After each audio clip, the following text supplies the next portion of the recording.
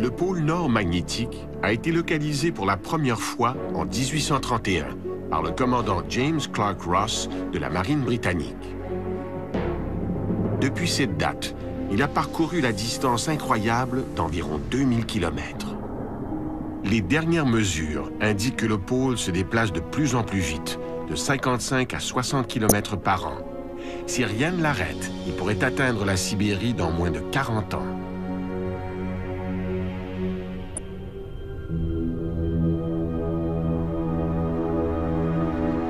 Le pôle Nord magnétique est en fait l'axe du champ magnétique terrestre. À 3000 km sous terre, le cœur de la Terre est composé de matière en fusion et il tourne. Le fer qu'il contient génère un champ magnétique invisible, essentiel à la vie sur Terre.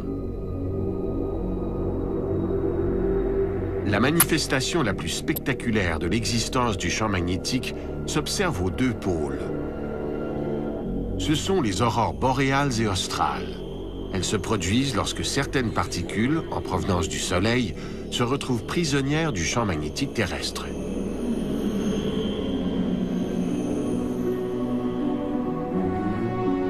Le champ magnétique enveloppe la Terre comme une sorte de cocon protecteur.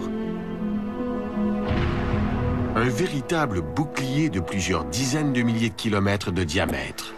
Il nous protège contre les particules mortelles venant de l'espace et du Soleil. En effet, le Soleil émet sans cesse des particules électriquement chargées, les vents solaires. Ces projections seraient mortelles si nous n'étions pas protégés par le champ magnétique. Sans lui, l'atmosphère telle que nous la connaissons disparaîtrait, ainsi que toute forme de vie. La Terre deviendrait aussi stérile que Mars ou la Lune, toutes deux dépourvues de boucliers magnétiques. Mais pourquoi le pôle magnétique bouge-t-il si vite? Où va-t-il s'arrêter?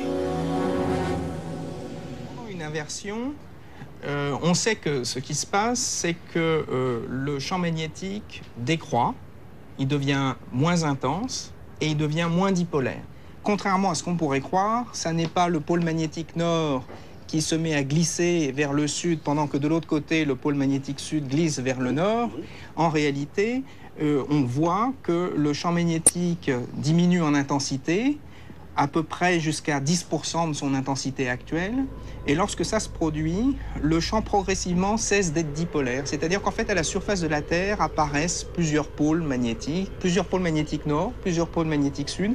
Et ces pôles vont ensuite avoir un mouvement, un balai assez compliqué, et qui va finalement aboutir, lorsque le champ magnétique reprend de la vigueur, à une configuration où progressivement les pôles magnétiques nord ont migré vers le sud et à ce moment-là se rejoignent pour recréer une situation dipolaire avec un pôle magnétique nord et un pôle magnétique sud.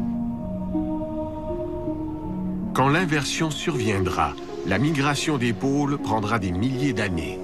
Pendant cette période, le champ magnétique s'affaiblira et deviendra une véritable passoire, perméable au rayonnement cosmique. Qu'arrivera-t-il quand le bouclier magnétique aura perdu la moitié ou plus de son intensité? Les radiations et les vents solaires vont-ils devenir une menace pour la vie sur Terre?